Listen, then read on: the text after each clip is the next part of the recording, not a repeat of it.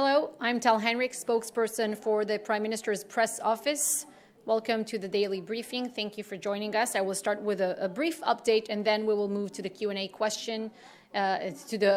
section. You can type your questions in the chat. You will also be able to raise your hand on Zoom, and I'll address them. So, unfortunately, the number of confirmed hostages held in Gaza has risen. It now stands at 203. A quick comment on the number of misfired rockets. The IDF released a report about the failed rocket launches being fired by Hamas and Palestinian Islamic Jihad, with a significant increase in misfires over the last 48 hours. These rockets are rockets that were fired from Gaza and landed inside the Gaza Strip. You can see the numbers in front of your eyes. This morning, the IDF published the names of 306 fallen soldiers. Yesterday, following President Biden's visit, Israel's security cabinet agreed on the following policies.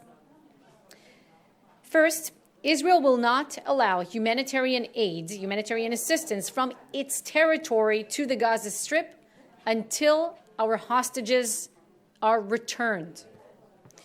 Second, Israel demands that the Red Cross visit our hostages in Gaza, and we are working to ensure broad international support for this endeavor.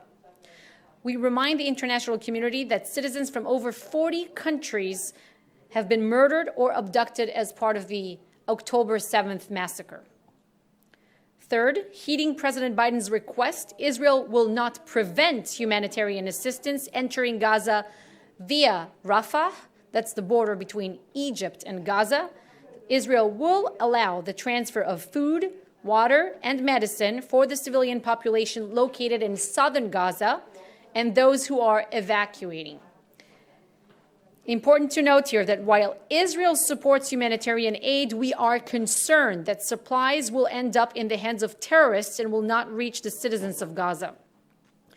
This humanitarian effort will be closely watched by Israel in order to prevent these supplies being requisitioned by Hamas and used as part of their war machine. The people of Israel, Prime Minister Netanyahu, we are all very grateful for President Biden for his unprecedented wartime visit and the vital support for the war effort. Our war against Hamas continues with the goal of dismantling their military capabilities. The IDF killed Rafat Abu Hilal, the head of the military wing of Gaza's Popular Resistance Committee's terror group. The Popular Resistance Committee is the third largest terror group in the Gaza Strip after Hamas and the Palestinian Islamic Jihad. Separately, the IDF successfully targeted more than 10 members of Hamas's so-called Nukba commando forces who led the October 7th massacre.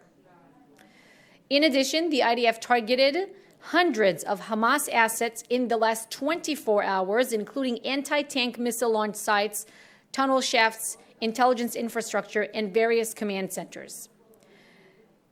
Earlier today, Prime Minister Netanyahu met with UK Prime Minister Rishi Sunak in Jerusalem. Prime Minister Sunak has been unequivocal in standing with Israel, the people of Israel, and the UK Jewish community.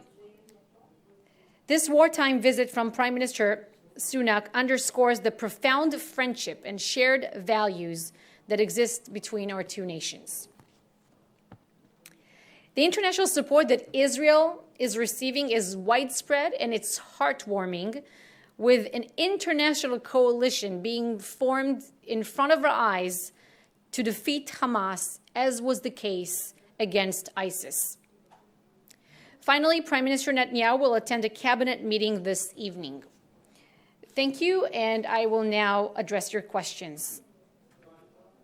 If anyone wants, you can raise your hand, and we will unmute you. But I also see that we have some, okay, we have one hand? Oh, we have typed in questions. Yes.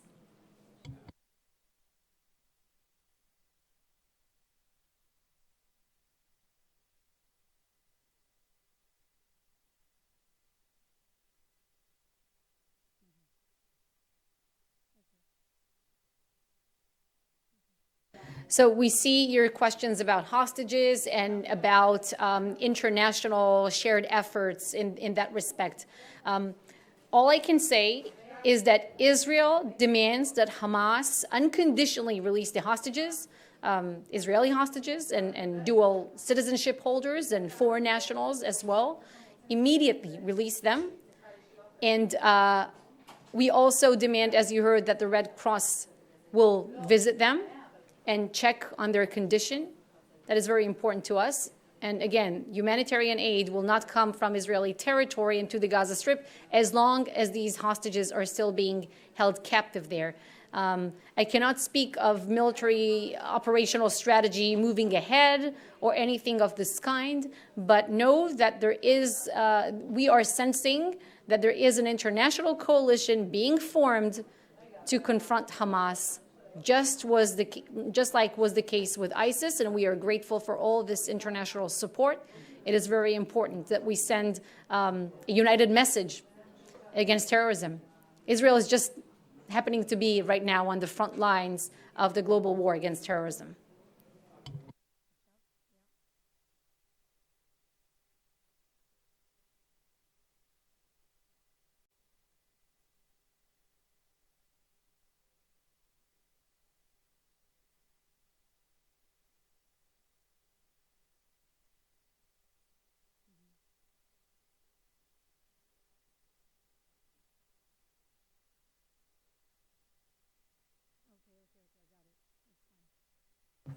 So I'm seeing your questions also about Egypt. It's important to note that Egypt is a sovereign country. Yes, it shares the border with Gaza, the Rafah border crossing, but Egypt can make, obviously, its own sovereign decisions.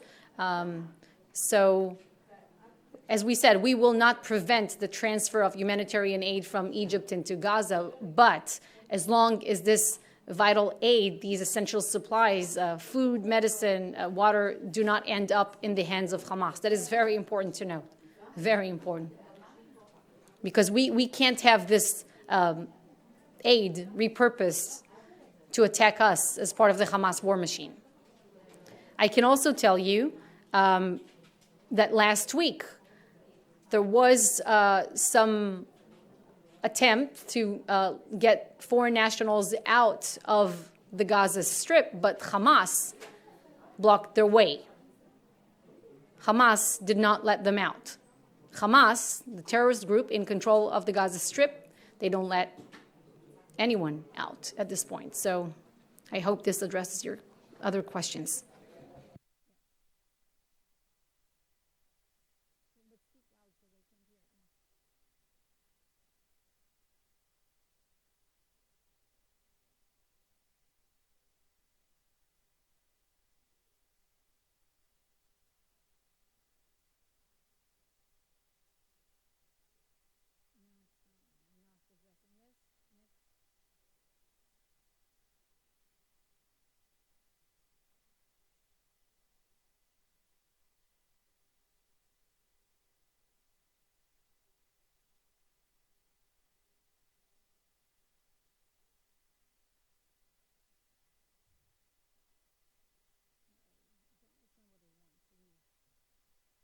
Again, I see many of your questions are asking me about the possibility of non-combatants in Gaza leaving the Gaza Strip. Again, sovereign country. This is all I'm going to say in that respect. You can refer these questions to other places, I guess. Mm-hmm.